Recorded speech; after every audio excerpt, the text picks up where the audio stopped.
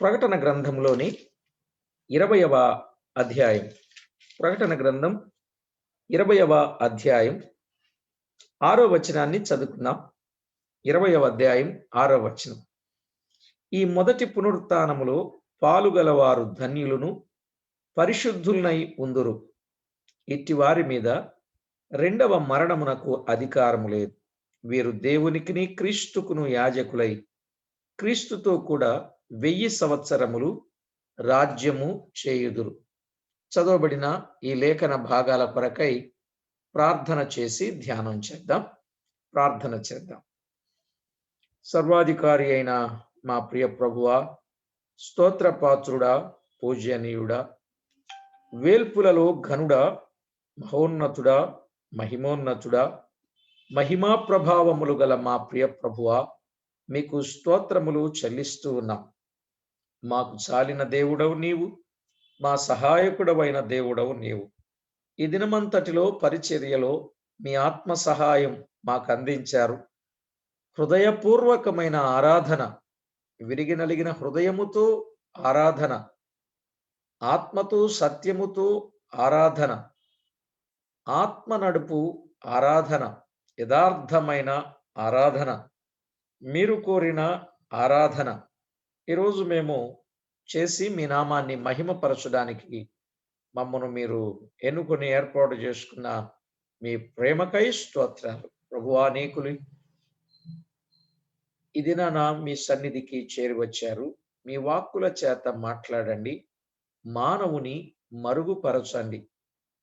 కష్టమైన సంగతులైన మా ప్రభువా తేటగా అర్థమయ్యేటట్లు మీరు సహాయము చేయకపోతే మాకు అర్థం కాదు. కనుకనే మీరే మాతో మాట్లాడండి. మా అందరిలోనూ వాక్యపు వెలుగులను నింపండి. ఈ లోకములో జీవవాక్యమును చేతబట్టుకొని లోకమందు జ్యోతుల వలె మేము ప్రకాశించడానికి మమ్మును మీరు సిద్ధపరచమని ప్రార్థన చేస్తున్నాం. మా ప్రభువా, మీరు తోడయుండి చేస్తున్న ప్రతి విధమైన మేలు, ఉపకార, మహోపకారములు అన్నింటిని బట్టి మిమ్మల్ని ఎంతగానో స్తుతిస్తున్నాం. మా ప్రియ ప్రభువా, మీరు తోడయుండి చేస్తున్న ప్రతి విధమైన మేలులన్నింటిని బట్టి మిమ్మను కొనియాడుచూ ఉన్నాం. మా ప్రియ ప్రభువా, మా జీవితాలు ఆశీర్వాదకరంగాను, దీవెనకరంగాను, మీకు మహిమకరంగాను ఉండటానికి మమ్మును మీరు ఎన్నుకొని ఏర్పాటు చేసుకున్న మీ ప్రేమకై స్తోత్రములు. ఇప్పటి వరకు జరిగిన పనిలో మీ ఆత్మ సహాయమును అందించారు. ఇక ముందుకు కూడా అలాగున మీరు అందించబోతున్నారు. ఈ సేవలో పాలివారైన వారు కుడికలలో చేరి ఆధ్యాత్మికంగా మేలు పొందుతున్న ప్రతి ఒక్కొక్కరిని బట్టి కూడా స్తోత్రాలు. ఇంకా అనేకులు పాలు పొంది మేలు పొందడానికి మీరే కృప చూపుతారని ప్రార్థిస్తూ, నూతనముగా చేరిన వారు గాని మా ప్రభువా, ఇంకా ఎవరైనా ఆయా సమయాలలో ఒత్తిడులను బట్టి, పనులను బట్టి బ్రేక్ అయినా తిరిగి మీ సన్నిధికి రాగలుగునట్లు మీరు కృప చూపిస్తున్నందుకై స్తోత్రాలు అర్పిస్తూ ఈ రాత్రి తేటగా మాట్లాడి మా ప్రభువా మిమ్మును ఘనపరుస్తూ మా ప్రభువును రక్షకుడునైన యేసు క్రీస్తు అమూల్యమైన నామమున స్తోత్రము చెల్లించి స్తుతించి ప్రార్థించి వినయులమై వేడుచున్నాము తండ్రి, ఆమేన్. ప్రభునందు ప్రియులారా, మనము చదువుకున్న దేవుని వాక్యములో 1000 సంవత్సరములు రాజ్యము చేయుదురు అనే మాట మనము చూస్తున్నాం. 1000 సంవత్సరములు రాజ్యం. రాత్రి వేళ ప్రభువు వచ్చి 1000 ఏండ్లు రాజ్య పరిపాలన చేయటానికి ఆధారాలు మనం విన్నాం. నిజమే. ప్రకటన గ్రంథంలో 6 పర్యాయాలు 1000 ఏండ్లను గూర్చిన ప్రస్తావన కనిపిస్తున్న దానిని బట్టి, రెండవది సాతాను అబీస్ అను పాతాళములో 1000 ఏండ్లు బంధింపబడు కాలములోనే జరుగుద్ది గనుక, 3 యేసుక్రీస్తు రాజాది రాజుగా ఈ లోకానికి వచ్చిన తరువాత 1000 ఏండ్ల పాలన అని, 4వది వారు బ్రతికిన వారై 1000 సంవత్సరములు క్రీస్తుతో కూడా రాజ్యము చేస్తారు. క్రీస్తుతో కూడా వెయ్యేండ్లు రాజ్యము చేయుదురు గనుక, అనగా మొదటి పునరుత్థానము గూర్చి దీని తర్వాత జరిగే పరిస్థితిని బట్టి అవి రుజువులుగా ఉన్నాయి. ఐదవదిగా, మనలను ఆయన రాజ్య నివాసులనుగా చేస్తాడు. ఎవరినంటే విన్నాం. ఆయన రక్తములో కడుగబడిన వారిని ఆయన రాజ్య నివాసులుగా చేస్తాడు అని మనం విన్నాం. ఇక ఆరవ సంగతి, దానియేలు గ్రంథంలో చెప్పబడినట్లు ఆ ప్రతిమలో 4 రాజ్యాలు అక్షరార్థమైనవి కనుక మన ప్రభు రాజ్యం కూడా అక్షరార్థమైనదై ఉండాలి. అయితే ఆ రాజ్యం ఆధ్యాత్మికతను సంతరించుకునేదిగా ఉంది అనే విషయాన్ని మనము స్పష్టంగా విన్నాం. ఆ రాజ్యం ఎలాంటిదో రాత్రి వేళ మనం విన్నాం. అది శాశ్వత రాజ్యము అని, అది నాశనము కానేరని రాజ్యమని, ఎప్పటికీ లయము కాని రాజ్యమని, అది నిత్యము నిలిచే రాజ్యము అని మనం విన్నాం. ఆ రాజ్యమునకు రావాలని అప్పటికప్పుడు తీర్మానము చేసినటువంటి ఒక వ్యక్తి దేవుణ్ణి అడిగినప్పుడు ఆ వ్యక్తిని కాదనక క్షమించాడు. ఎందుకంటే క్షమించుటకు సిద్ధమైన మనసు గలవాడు ఆయన ఒక్కడే గనుక ఆయన క్షమించాడు, రక్షించాడు. ఆయనతో పాటే పరదేశుకు తీసుకుని వెళ్ళాడు అని లూకాసు వార్త 23వ అధ్యాయంలో ఆ మాటలు మనం విన్నాం. అయితే ప్రియులారా, విషయాన్ని మనము తేటగా గమనిస్తే ఈరోజు కూడా ప్రభు వచ్చి 1000 ఏళ్ళు రాజ్య పరిపాలన చేయటానికి ఓ ప్రాముఖ్యమైనటువంటి ఆధారం ఏమిటంటే, ప్రభు 1000 ఏండ్ల పాలనలో 8 యుగాలు, కొంతమంది 7 అని చెప్తారు, కొంతమంది 8 అని చెప్తారు, కొంతమంది 9 అని చెప్తారు. కొన్ని యుగాలు ఉన్నాయి. అందులో నీతి యుగం అనేది కూడా ఉంది. ఈ నీతి యుగాన్ని ఏమంటారంటే 1000 ఏండ్ల పాలనా యుగం అని అంటారు. ఈ నీతి యుగాన్ని 1000 ఏండ్ల పాలనా యుగం అని అంటారు. లేదా మరొక మాట కూడా అంటారు, గొర్రెపిల్ల పాలనా యుగం అని కూడా అంటారు. గొర్రెపిల్ల పాలనా యుగం అని కూడా అంటారు. ఇంకొక మాట కూడా అంటారు, సువర్ణ యుగం అని కూడా అంటారు. సువర్ణ యుగం అని కూడా అంటారు. సరే, ఇలాగున కొన్ని యుగాలు ఉన్నాయి. ఆ యుగాలు మనము ఆలోచన చేద్దాం. అసలు యుగాలు ఎన్ని? అవి ఎప్పటి నుంచి ఎప్పటి వరకు యుగంగా పిలిచారు అనే చరిత్ర లేఖనాల ఆధారంగా మనము స్పష్టంగా ఆలోచన చేయొచ్చు. ప్రియులారా, ఇవాళ చాలా మంది యుగాలను గురించి మాట్లాడుతున్నారు. ఆ యుగాలు ఇప్పుడు ఏ యుగం అంటున్నారు? లోకస్తులైతే ఇది కలియుగం అంటున్నారు. ఇది కలియుగం అని అంటున్నారు. కానీ మనం ఆ యుగాల సంగతి, ద్వాపరాయుగం, కలియుగం, త్రేతాయుగం, ఇలాగేవో కొన్ని యుగాలు ఉంటాయి వాళ్ళకి. ఆ యుగాల సంగతి మనకు తెలియదు. నేను వాటికి జోలికి పోను, నాకు అనవసరం. కానీ బైబిల్ గ్రంథంలో కొన్ని యుగాలను గుర్చిన వివరాలు స్పష్టంగా చెప్పాడు. అవి ఈవేళ మనం క్లుప్తంగా ధ్యానం చేద్దాం. మొట్టమొదటిగా చెప్పబడిన యుగం నిష్కల్మష యుగం. మొట్టమొదటిగా చెప్పబడిన యుగం నిష్కల్మష యుగం అని అంటారు.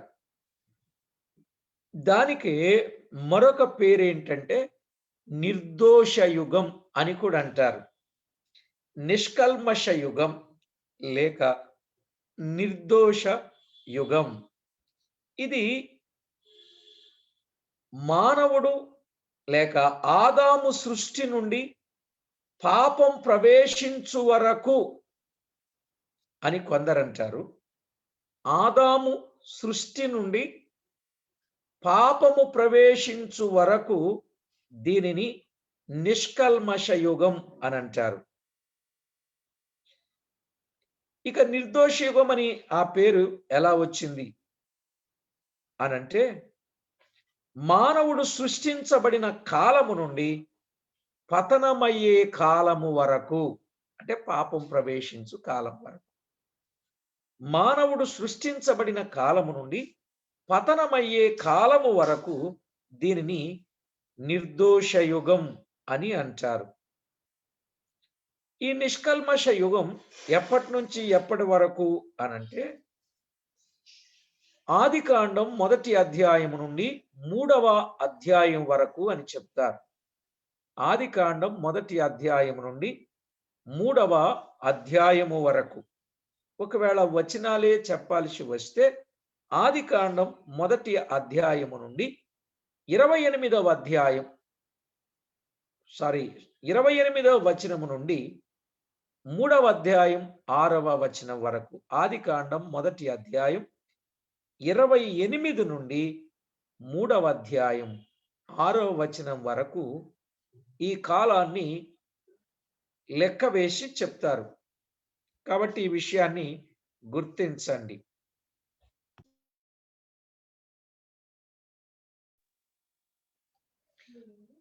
ప్రియులారా, దేవుని వాక్యంలో వ్రాయబడిన ఆ సంగతులన్నీ మనము ఈవేళ ప్రస్తావించుకోలేం. అంటే ఆ వచనాలు అన్ని చదవలేం కదా, అక్కడ నుండి అక్కడ వరకు అని చెబుతూ ఉంటారు. ఇక రెండవ యుగాన్ని గూర్చిన వివరాలు. రెండవ యుగాన్ని ఏమంటారంటే మనస్సాక్షి యుగం అని అంటారు. మనస్సాక్షి యుగం. మనస్సాక్షి యుగం అనంటే పాప ప్రవేశము నుండి జలప్రళయం వరకు, పాప ప్రవేశము నుండి జలప్రళయం వరకు దీనిని మనస్సాక్షి యుగం అని అంటారు. నిజమే, పాప ప్రవేశం నుండి జలప్రళయం వరకు ఈ మధ్యకాలం జరిగినటువంటి ఆ సంగతిని అంతటిని మనము గుర్తించినప్పుడు దానిని ఆ విధంగా పిలవడం జరుగుతుంది. ఇది ఆదికాండం 4వ అధ్యాయం నుండి 8వ అధ్యాయం వరకు 4 నుండి 8 అధ్యాయాలు అని చెప్పొచ్చు. ఈ మనస్సాక్షి యుగం మానవుని పతనము నుండి, అంటే పాప ప్రవేశం పతనం నుండి జలప్రళయం వరకు. అర్థమవుతుంది కదండి? పాప ప్రవేశం అనన్నా మానవుని పతనం అనన్నా రెండు ఒక్కటే. పాప ప్రవేశం, మానవుని పతనం. పాపం ఎప్పుడైతే ప్రవేశించిందో మానవుని పతనం కూడా ఆరంభమే. పాపము చేయు ప్రతివాడు మరణిస్తాడు, పాపము వలన వచ్చు జీతం మరణం అన్నాడు గనుక. ఇలా మనము ఇంకా వచనాల రూపంలో చదివితే ఆదికాండం 4వ అధ్యాయం 1వ వచనము నుండి 8వ అధ్యాయం 14వ వచనం వరకు వ్రాయబడిన సంగతులు. ఆదికాండం 4వ అధ్యాయం 1 నుండి 8వ అధ్యాయం 14వ వచనం వరకు దీనినే మనస్సాక్షి యుగం అంటారు. అంటే ఆ కాలములో ఈ మనస్సాక్షి అది ఎలా చెబితే దాన్ని బట్టే రేపక్కడ జరిగేటటువంటి పరిస్థితి. కొంతమంది ఈ మనస్సాక్షిని చంపుకునేవారు ఉంటారు, మనస్సాక్షిని అణుచుకునేవారు ఉంటారు.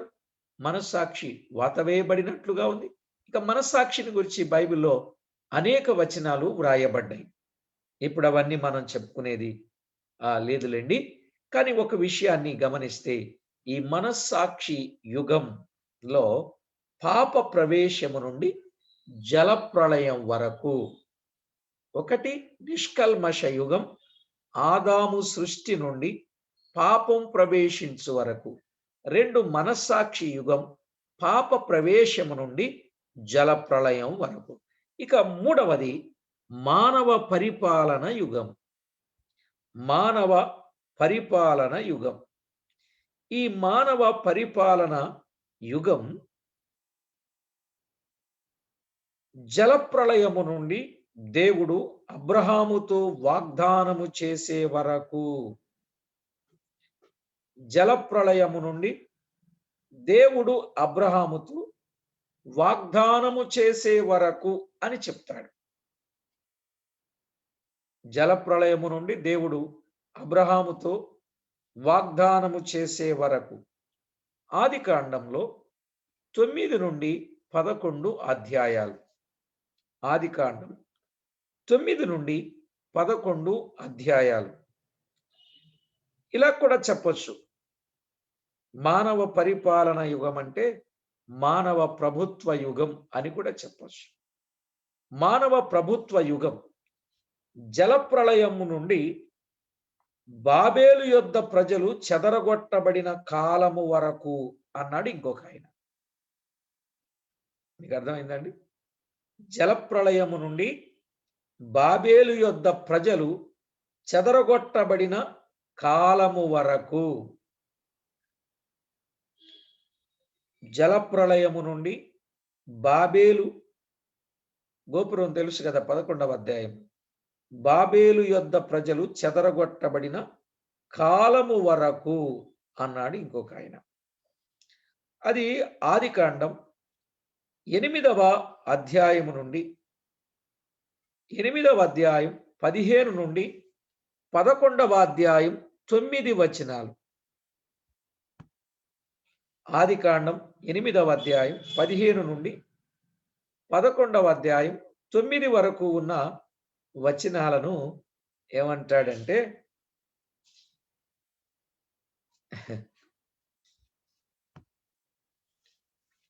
మానవ ప్రభుత్వ యుగం అని అంటారు. ఇక తర్వాత 4వది వాగ్దాన యుగం. వాగ్దాన యుగం. ప్రియులారా, దేవుని వాక్యములు వాగ్దాన యుగమును గూర్చిన వివరాన్ని మనం విన్నప్పుడు, దేవుడు అబ్రహాముతో వాగ్దానము చేసినది మొదలు ధర్మశాస్త్రం వచ్చేంత వరకు కూడా దీనిని వాగ్దాన యుగంగానే చెప్తారు. అబ్రహాముతో దేవుడు వాగ్దానం చేశాడు కదండి, అక్కడ నుండి ధర్మశాస్త్రము వచ్చేంత వరకు దీనిని వాగ్దాన యుగమే అని అంటారన్నమాట. దేవుడు అబ్రహాముకు చేసిన వాగ్దానం గుర్తున్నది కదండి. వాగ్దానం చేశాడు, నేను నిశ్చయముగా నిన్ను ఆశీర్వదిస్తా, నీ సంతానమును వృద్ధిపరుస్తా, నిన్ను దీవించే వారిని దీవిస్తా, నిన్ను శపించే వారిని శపిస్తా. ఇలాగున ఆరంభించి నీ సంతానం ఆకాశమందలి నక్షత్రముల వలెను, సముద్రమందలి ఇసుక రేణువుల వలెను నేను విస్తరింపచేసేదను అన్నాడు కదండి. అలాగున దేవుడు వాగ్దానము చేసినట్లుగా చూస్తాం. ఆ తరువాత వాగ్దాన భూమికి తీసుకువెళతాను కనానుకు అనే మాట కూడా చెప్పాడు. ఇలా ఒక్కొక్క వాగ్దానాన్ని మనము ఆలోచన చేయవచ్చండి. 12వ అధ్యాయము నుండి నిర్గమాకాండం 18వ అధ్యాయము వరకు అబ్రహాము మొదలుకొని ఇశ్రాయేలీలు వారిని గురించిన ప్రస్తావన మనం ఆలోచన చేయొచ్చు. ఆదికాండం 12వ అధ్యాయం నుండి నిర్గమాకాండం 18వ అధ్యాయం వరకు.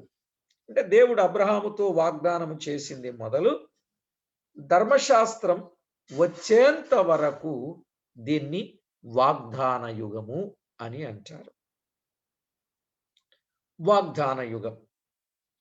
ప్రియులారా, దేవుడు ఆ రోజు వాగ్దానం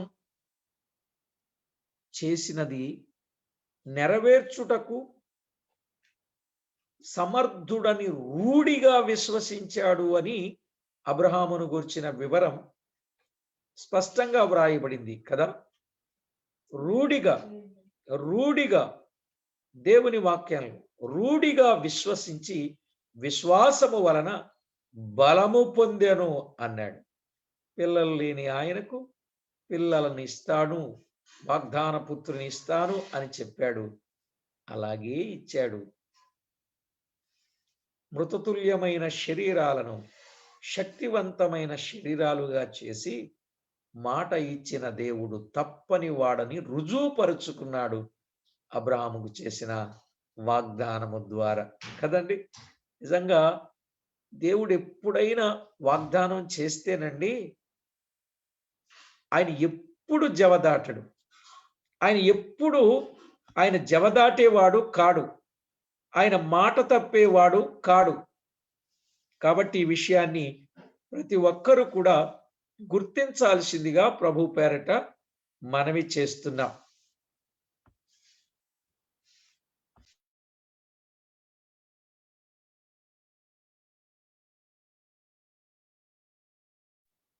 ప్రియులారా, దేవుని వాక్య వాగ్దానం మనము నమ్మి ముందుకు సాగిపోవాలి. ఆయన అవునంటే అవును, కాదంటే కాదనువాడు. ఆయన వాగ్దానములు అమూల్యములను అత్యధికములైన వాగ్దానములు. అసలు ఆయన వాగ్దానాలను గురించి ఆలోచన చేసినప్పుడు మనము దేవ స్వభావములో పాలివారు కావటం కొరకే ఈనాడు వాగ్దానాలు ఇచ్చాడు. నిత్య జీవమునిస్తానని చెప్పాడు. ఆ వాగ్దానం మన పక్షంగా అది నెరవేర్చేవాడుగా ఉన్నాడు. ప్రియులారా, నీతి యుగం ఆ 1000 ఏండ్ల పాలనలో మన ప్రియ ప్రభువుతో ఆ సువర్ణ యుగములో సువర్ణ పాలన ప్రభు పిల్లలు చేయాలంటే దేవ స్వభావములో పాలివారు కావాలి. దేవ స్వభావములో పాలివారు కాలేదనుకోండి, సందర్భానుసారంగా ఒక్క మాట జ్ఞాపకం చేస్తాను. ఈ వాగ్దాన యుగం అన్నాడు. అసలు దేవుడు వాగ్దానాలు ఎందుకు ఇచ్చాడు? వాగ్దానం ఇచ్చుటకు కారణమేంటి? పేతురు రాసిన 2వ పత్రిక 1వ అధ్యాయం 4వ వచనాన్ని చదువుకుందాం. పేతురు రాసిన 2వ పత్రిక 4వ అధ్యాయం 1వ అధ్యాయం 4వ వచనం. చూడండి, ఇక్కడ స్క్రీన్ మీద చూడండి. ఆ మహిమ గుణాతిశయములను బట్టి ఆయన మనకు అమూల్యములను అత్యధికములనైన వాగ్దానములను అనుగ్రహించి ఉన్నాడు. దురాశను అనుసరించుట వలన లోకమందున్న భ్రష్టత్వమును ఈ వాగ్దానముల మూలముగా మీరు తప్పించుకొని దేవ స్వభావమునందు పాలివారగునట్లు వాటిని అనుగ్రహించెను అన్నాడు. దేవుడు ఎందుకు ఇచ్చాడో అర్థమైందండి. ఆనాడు అబ్రహాముకు దేవుడు వాగ్దానము చేశాడు. ఈనాడు మనకు వాగ్దానము చేశాడు. ఎందుకు? ఈ లోకములో ఉన్న దురాశ, దాన్ని తప్పించుకోవాలండి. ఈవేళ దురాశపరుడైపోయాడు మానవుడు. ఈ దురాశకు లోనైపోతున్నాడు. దురాశ, పైరాశ, నేత్రాశ, శరీరాశ, ఇలాగు ఎన్నో రకాల ఆశలు మానవుని లోకానికి ఈడ్చుకొని పోతా ఉంటే వెళ్ళొద్దు, వాగ్దానాలు ఉన్నాయి. ఆ వాగ్దానాలను మీరు స్వతంత్రించుకోవాలి. వాగ్దాన భూమిలో ఇశ్రాయేలు చేరినట్లే మీరు వాగ్దాన దేశములో పరలోకములో ప్రవేశించాలి. అలాగైతే ఈ లోకమందున్న దురాశ, భ్రష్టత్వం తప్పించుకొని ఆ వాగ్దానాల వలన దేవ స్వభావములో పాలివారు కావాలి. చూడండి, కొన్నిసార్లు ఏదైనా ఒక కార్యాన్ని చేయడం కొరకై ఓ తీర్మానం చేశారనుకోండి, ఈ పని మీరు చేసినట్లయితే ఇంత బహుమానం మీకు మేము ఇస్తాం. అంటే వారు తప్పిపోకుండా ఉండాలని. అంత ఎందుకు? మన అంకుల్ బైబిల్ గ్రంథం సంవత్సరం లోపులో పూర్తి చేస్తే వారికి బహుమానం ఇవ్వటానికి ఎంతమంది చేసినా అంతమందికి ఇవ్వడానికి నేను రెడీగా ఉన్నానన్నారు. అంటే దాని ఉద్దేశం ఏంటి?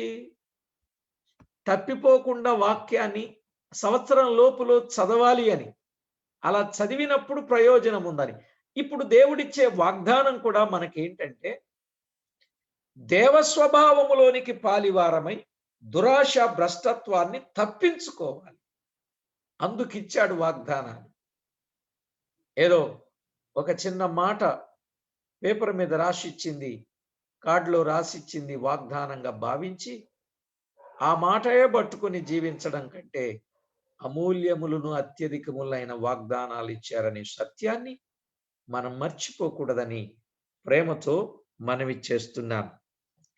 ప్రియులారా, దీనిని మరొక మాట చెప్పారు. వాగ్దాన యుగము అనంటే బాబేలు గోపురము నుండి సీనాయి పర్వతం వరకు, అదే ధర్మశాస్త్రం వచ్చేంత వరకు, బాబేలు గోపురము నుండి సీనాయి పర్వతం వరకు దీన్ని వాగ్దాన యుగము అని అంటారు. ఆదికాండం 11:10 ఆదికాండం 11:10 ఏమనుంది ఒక్కసారి చూడండి. ఆదికాండం 11:10 ఉన్న ఆ వచన భాగం, షేము వంశావళి ఇది. షేము 100 ఏండ్ల గలవాడై జలప్రవాహము గతించిన 2 ఏండ్లకు అర్పక్షదును కనెను అని వ్రాయబడింది. నిర్గమాకాండం 18:27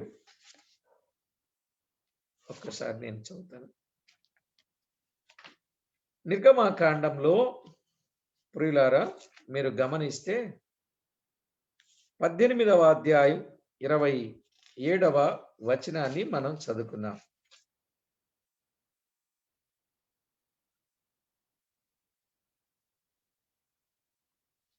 తరువాత మోషే తన మామను పంపివేయగా అతడు తన స్వదేశమునకు వెళ్ళెను అన్నాడు ఇక్కడ. సరే, ఏది ఏమైనా మనము గమనించినప్పుడు బాబేలు గోపురము నుండి సీనాయి పర్వతము వరకు, ఇక తర్వాత 5వదిగా ధర్మశాస్త్ర యుగం. ధర్మశాస్త్ర యుగం, ఈ ధర్మశాస్త్ర యుగం ఎప్పటి నుండి ఎప్పటి వరకు అని మనము ఆలోచన చేసినప్పుడు నిర్గమాకాండం 19వ అధ్యాయం నుండి యోహాను సువార్త 19వ అధ్యాయం 30 వరకు దీనిని ధర్మశాస్త్ర యుగం అని అంటారు. నిర్గమాకాండం 19వ అధ్యాయం నుండి యోహాను సువార్త 19:30 వరకు దీన్ని ధర్మశాస్త్ర యుగం అంటే, ఆ రోజు సీనాయి పర్వతం మీద పొందిన ధర్మశాస్త్రం యేసు ప్రభువును సిలువ వేసేంత వరకు ఆ ధర్మశాస్త్రం కంటిన్యూ అవుతూనే వచ్చిందన్నమాట. నిజమే ప్రియులారా, ఆ ధర్మశాస్త్రమును గూర్చిన వివరం మనం ఆలోచన చేయొచ్చు. మరికొంతమంది ఏమంటారంటే, ఈ ధర్మశాస్త్ర యుగం సీనాయి పర్వతము నుండి మేడగది వరకు వచ్చింది అని అంటారు. మేడగది వరకు వచ్చింది అని అంటారు. మేడగది వరకు. మేడగది అనేది మనం ఎరుగుదాం. సంఘ స్థాపనకు ముందు వారు మేడగదిలో ప్రార్థన చేశారు. ఎంతమంది చేరి మనము గుర్తిస్తాం. అపోస్తలుల కార్యముల గ్రంథములో ఒక మాట చదవండి. అపోస్తలుల కార్యముల గ్రంథం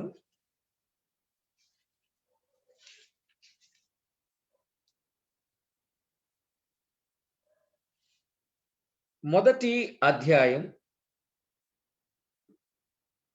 15వ వచనం. ఆ కాలమందు ఇంచుమించు 120 మంది సహోదరులు కూడి ఉండగా 120 మంది సహోదరులు కూడి ఉండగా అనే మాట చూస్తాం. సరేలేండి. ఇక్కడ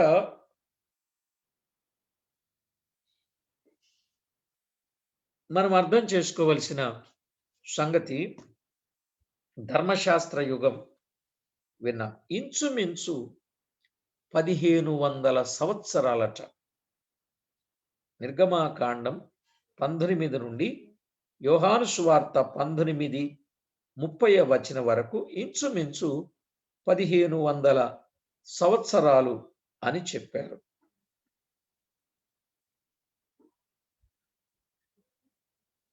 ఇక ఆరవదిగా మనము గమనిద్దాం. ఆరవదిగా మనము గమనించినప్పుడు ప్రియులారా, కృపాయుగం అన్నారు. కృపాయుగం. ఈ కృపాయుగం ఏమిటి అనంటే, మత్తయి సువార్త 28 నుండి ప్రకటన 4వ అధ్యాయము వరకు కృపాసువార్త లేక కృపాయుగం అన్నారు. కృపాయుగం.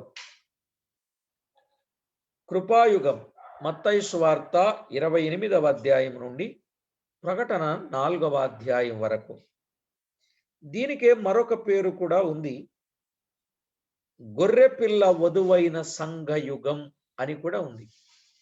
గొర్రెపిల్ల వధువైన సంఘయుగం. గొర్రెపిల్ల వధువైన సంఘయుగం అని కూడా చెప్పొచ్చు. ఇది మేడగది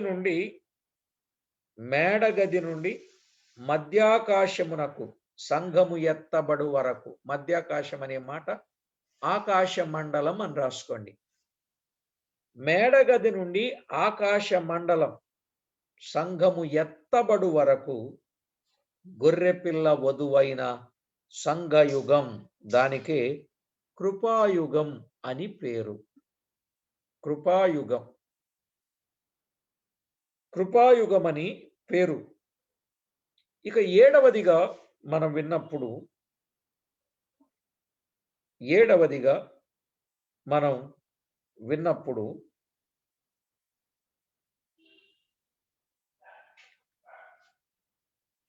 నీతి యుగం చెప్పాలి. కానీ భక్తుడు సాహసించి ఇంకొక మాట వివరంగా చెప్పాడు. 7 గొర్రెపిల్ల ఉగ్రతాయుగం. గొర్రెపిల్ల ఉగ్రతాయుగం అంటే శ్రమల కాలం. గొర్రెపిల్ల ఉగ్రతాయుగం. గొర్రెపిల్ల ఉగ్రతాయుగం. దీన్ని శ్రమల కాలం అన్నారు. శ్రమల కాలం. ఏది?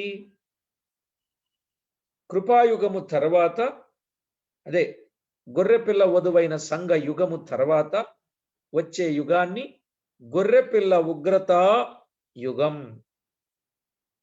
శ్రమల కాలం.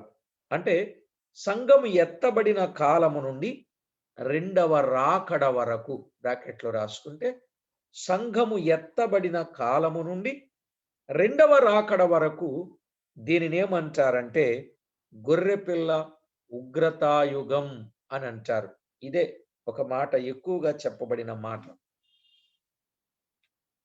అక్కడ 7 సంవత్సరాలనే ఒక యుగంగా చెప్పాల్సి వచ్చిందన్నమాట. 7 ఏండ్ల శ్రమల కాలం ఒక యుగముగా చెప్పడం జరిగింది.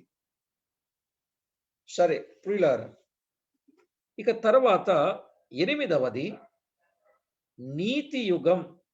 8వది నీతి యుగం లేదా సువర్ణ యుగం.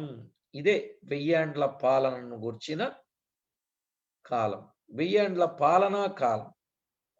ఇది నీతి యుగం అని అంటారు, లేదా సువర్ణ యుగం అని అంటారు. ఇది ప్రకటన గ్రంథం 20వ అధ్యాయం. ప్రకటన గ్రంథం 20వ అధ్యాయం 1 నుంచి 7 వచనాలు. ప్రకటన గ్రంథం 20వ అధ్యాయం 1 నుండి 7 వచనాలు నీతి యుగం లేదా సువర్ణ యుగం అని చెప్తారు. 1000 ఏండ్ల రాజ్య పాలన అని చెప్తారు. మనం చదువుకున్నాంగా, మొదటి నుండి 7 వచనాలు చదువుకున్నాం కదా. 1000 ఏండ్ల పాలన, దీన్ని ఏమంటారంటే గొర్రెపిల్ల పాలనా యుగం అని కూడా అంటారు. దీనిని గొర్రెపిల్ల పాలనా యుగం. 1000 ఏండ్ల పాలన అంటే ఇది ఎక్కడి నుండి ఎక్కడి వరకు అనగా రెండవ రాకడ నుండి గొప్ప ధవళ సింహాసనపు తీర్పు వరకు దీనిని ఏమంటారంటే గొర్రెపిల్ల పాలనా యుగం. ఎప్పటి నుంచి ఎక్కడి వరకు? రెండవ రాకడ నుండి గొప్ప ధవళ సింహాసనపు తీర్పు వరకు.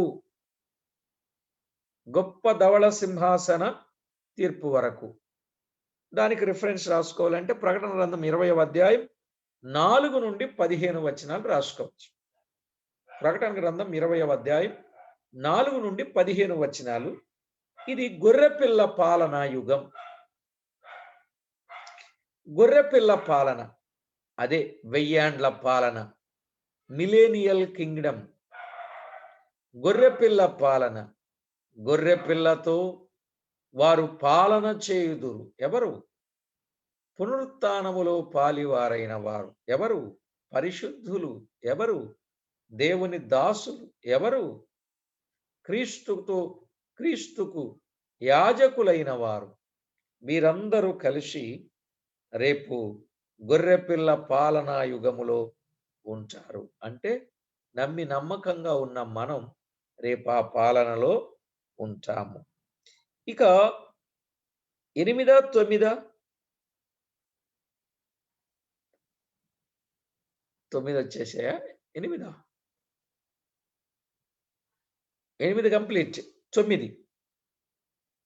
9వదిగా చెప్పాల్సి వస్తే దీన్ని నిత్య యుగం అని అంటారు. నిత్య యుగం. ప్రకటన 21, 22 అధ్యాయాలు. ఇక నిత్య యుగం,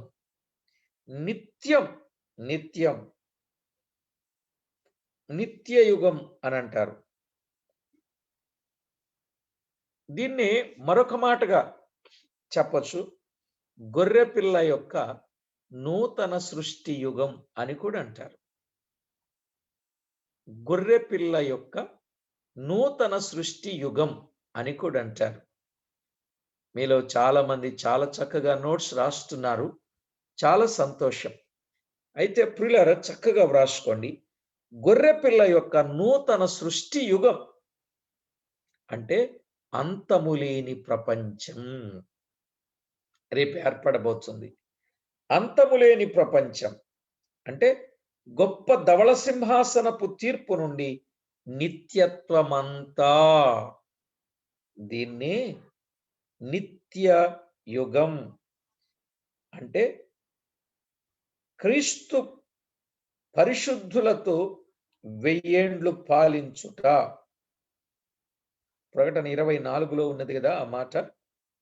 క్రీస్తు పరిశుద్ధులతో 1000 ఏండ్లు పరిపాలించుట. ఎప్పటి నుంచి ఎప్పటి వరకు? గొప్ప ధవళ సింహాసనపు తీర్పు నుండి నిత్యత్వమంతా. దీనిని ప్రియులారా నిత్య యుగం అని అంటారు. ఒక్కసారి చెప్తున్నాను చూడండి ఈ యుగాలను గూర్చిన వివరం. 1 నిష్కల్మష యుగం. 2 మనస్సాక్షి యుగం. 3 మానవ పరిపాలన యుగం. 4 వాగ్దాన యుగం. 5 ధర్మశాస్త్ర యుగం. 6 కృపాయుగం. 7 గొర్రెపిల్ల ఉగ్రతాయుగం. 8 నీతి యుగం లేదా సువర్ణ యుగం. నీతి యుగం లేదా సువర్ణ యుగం. ఈ కాలాన్ని మనం చెప్పుకుంటున్నాం ఇప్పుడు. 1000 ఏండ్ల రాజ్య పాలనా కాలం అని చెప్పుకుంటున్నాం. 1000 ఏండ్ల రాజ్యపాలన కాలం ఏమిటయ్యా అంటే నీతి యుగం. ఎంత నీతి విన్నాం ఇన్ని దినాలుగా. దాదాపు 13 సంగతులు 1000 ఏండ్ల పాలనను గురించిన వివరాలు మనము సుస్పష్టంగా విన్నాం. అసలు 1000 ఏండ్ల పాలనను గురించి ఇన్ని వర్తమానాలు వస్తాయా అని నేను ఎక్స్పెక్ట్ చేయలే. కానీ దేవుడు మనతో మాట్లాడారు. చాలా విషయాలు, చాలా వివరంగా, చాలా స్పష్టంగా, అందరికీ అర్థమయ్యేటట్లుగా. అసలు మిలీనియం అంటేనే చాలా మందికి తెలియని సందర్భాల్లో దేవుడు మనకు సహాయం చేశాడు. 1000 ఏండ్ల పాలన అంటే కూడా ఆ పాలన ఎలా ఉంటుందో, ఏముంటుందో, ఆ పరిస్థితులు కూడా చాలా మందికి తెలియవు. కానీ దేవుడు మనకి తెలియచేశాడు. అంతకుముందు 1000 ఏండ్ల పాలన గురించిన సంగతులు తెలిసిన వారు ఎంతమంది ఉన్నారండి? అంతకుముందు తెలుసా? చెప్పండి కొంచెం ఎలాగనండి. అంతకుముందు తెలుసా అండి? ఓకే. ఒక్క చెయ్యి కూడా నాకు సరిగా కనిపించడం లేదు. ఇప్పుడు వివరంగా అర్థమైంది. 1000 ఏండ్ల పాలన గురించి వివరంగా అర్థమైందండి ఇప్పుడు. ఇన్ని దినాల వర్తమానం. చాలా వందనాలు మీకు. మీకు అర్థమైనందుకు మీకు వందనాలు. ఎంతో సంతోషంగా ఉంది నాకు. ఈ 1000 ఏండ్ల పాలన అంటే ఏంటో దేవుడు మనకి తేటగా అర్థమయ్యేటట్లు ఆయన కృపచేతనే మనకు తెలియచేశారు. ఇక 8వది నీతి యుగం లేదా సువర్ణ యుగం. అదే కదా. 9వది నిత్య యుగం. 9వది నిత్య యుగం. ఆ యుగమును గూర్చిన వివరాలు లేఖనాలలో చదివినప్పుడండి ప్రభువుతో ఉండే ఆనందం, ఆ అనుభూతి, ఆ నిత్య సంతోషం, ఇవన్నీ ఆలోచన చేస్తున్నప్పుడు ప్రభువా ఎంత గొప్పవాడవయ్యా, నీ ప్రణాళిక ఎంత గొప్పది, మీరు ప్రేమించారు. దాదాపుగా మనము 9 యుగాలలో పాత నిబంధన నుండి పరలోకం చేరేంత వరకు సంగతులన్నీ వినేసినట్లే. ఏమంటారు మీరు? పాత నిబంధన నుండి పరలోకం చేరేంత వరకు కూడా ఈ 9 యుగాల చరిత్ర బైబిల్ గ్రంథంలో గ్రంథస్థం చేయబడింది. ఈ 9 యుగాలు బాగా వ్రాశారా?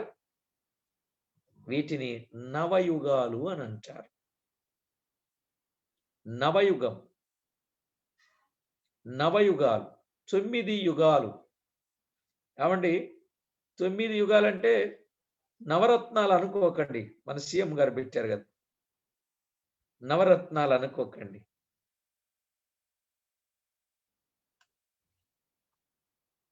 పదొచ్చాయా? 10 రావు, 9. ఓకే, మళ్ళా 10 మీటింగ్ అయిన తర్వాత మాట్లాడచ్చు. 9 అంటే నేను అక్కడ ఇక్కడ కొన్ని రెండేసి చెప్పాను కదా వరుసలో. అట్లా ఏమైనా పొరబడ్డారా? మళ్ళా చెప్తున్నా. 1 నిష్కల్మష యుగం, 2 మనస్సాక్షి యుగం, 3 మానవ పరిపాలన యుగం, 4 వాగ్దాన యుగం, 5 ధర్మశాస్త్ర యుగం, 6 కృపాయుగం, 7 ఉగ్రతాయుగం, గొర్రెపిల్ల ఉగ్రతాయుగం, 8 నీతి యుగం, 9 నిత్యయుగం. నిత్యయుగం. ఇలా యుగాలు 9 యుగాలు. అయితే కలుపుకుంటే ఇందులో 7 రావచ్చు, 8 రావచ్చు. కానీ మనం కొంచెం విడమర్చి సంగతి మనకు అర్థం కావాలి కదా. ఏమండి, మనకు అర్థమైందా? ఎక్కడి నుంచి ఎక్కడికో మనకు అర్థమైంది కదా. ఆదాము సృష్టి నుండి పాపం ప్రవేశించేంత వరకు నిష్కల్మష యుగం, పాప ప్రవేశము నుండి జలప్రళయం వరకు మనస్సాక్షి యుగం, జలప్రళయము నుండి దేవుడు అబ్రాహాముతో వాగ్దానము చేసే వరకు మానవ పరిపాలన యుగం, దేవుడు అబ్రాహాముతో వాగ్దానము చేసినది మొదలు ధర్మశాస్త్రము వచ్చేంత వరకు వాగ్దాన యుగం,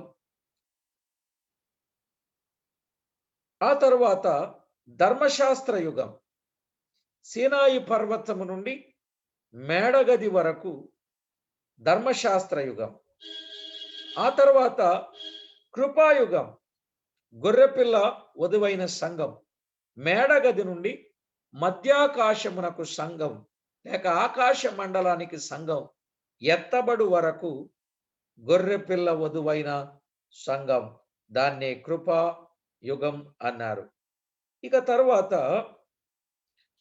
గొర్రెపిల్ల ఉగ్రత యుగం, శ్రమల కాలం, సంఘం ఎత్తబడిన తర్వాత ఆ ఎత్తబడిన కాలము నుండి రెండవ రాకడ వరకు కూడా గొర్రెపిల్ల ఉగ్రతా యుగం అని అంటారు.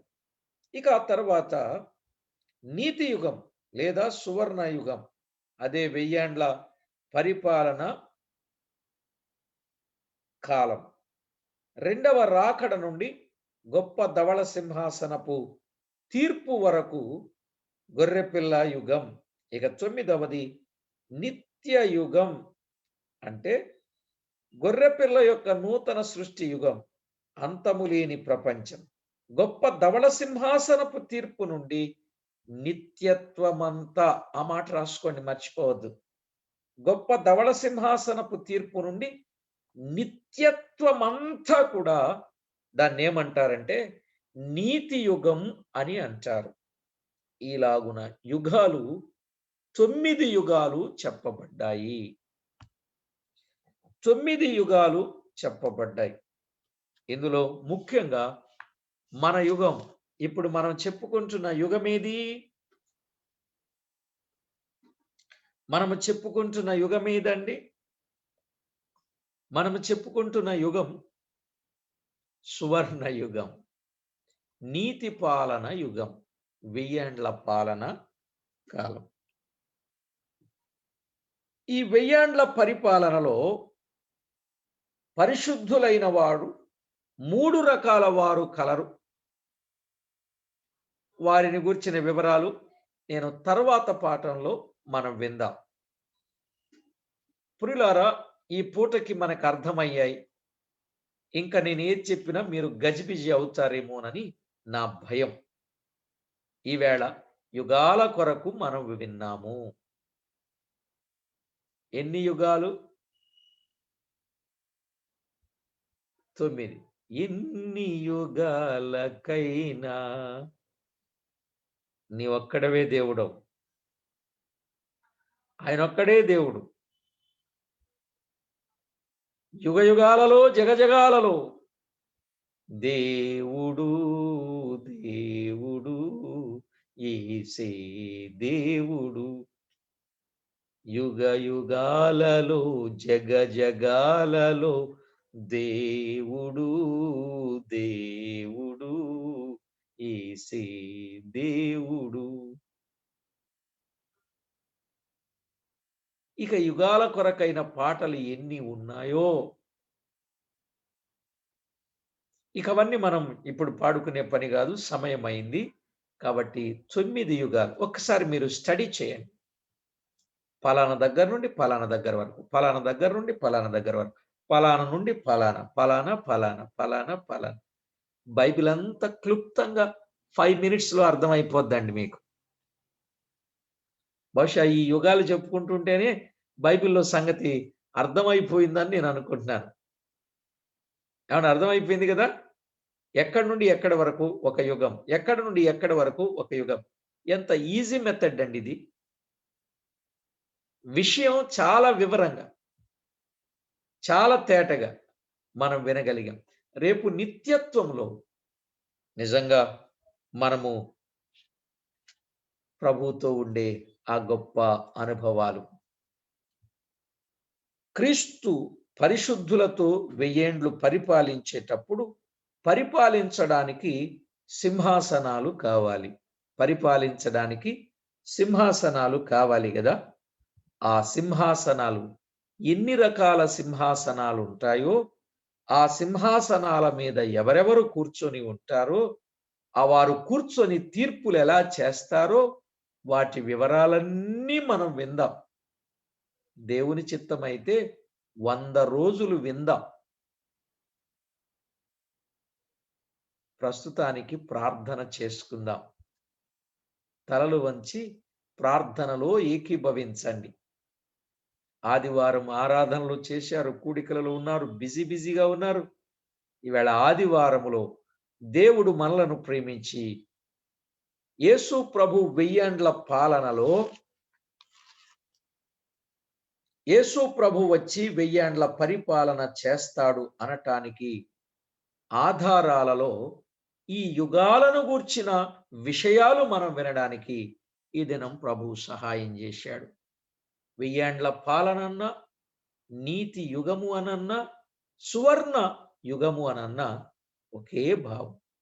సువర్ణ యుగంలో మనము ప్రభువుతో ఎంత సంతోషంగా ఉంటామో, ఒకవేళ ఈ కుడికలో మీలో ఎవరైనా ఆ సువర్ణ యుగములో పాలు పంపులు లేనివారు, ఇప్పుడు దేవుడు అవకాశం ఇచ్చాడు గనుక ఇప్పుడైనా పాలు పంపులు పొంది ప్రభువుతో ఉండాలని ప్రేమతో కోరుతా ఉన్నాను. ప్రార్థన చేసుకుందాం. మహాగణుడవైన మా దేవ, మీకు స్తోత్రములు. ఈ దినాన మీ దివ్య లేఖనంలో నుండి మాతో మాట్లాడిన ప్రతి సందర్భము కొరకు స్తోత్రములు. మా ప్రియ ప్రభువ, లేఖన సత్యాలు ఎంతో క్లుప్తంగా ఆదికాండము నుండి, ఆరంభము నుండి పరలోకము వరకు ఉన్న సంగతులు 9 యుగాలలో మేము నేర్చుకోవడానికి కృప చూపినందుకై స్తోత్రములు.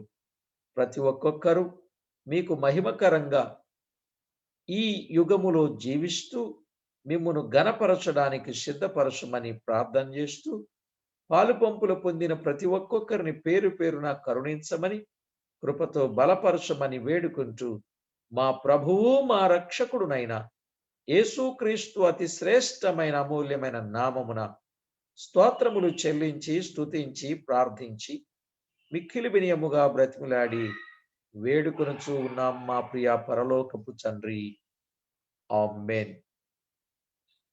ప్రభునందు ప్రియులారా,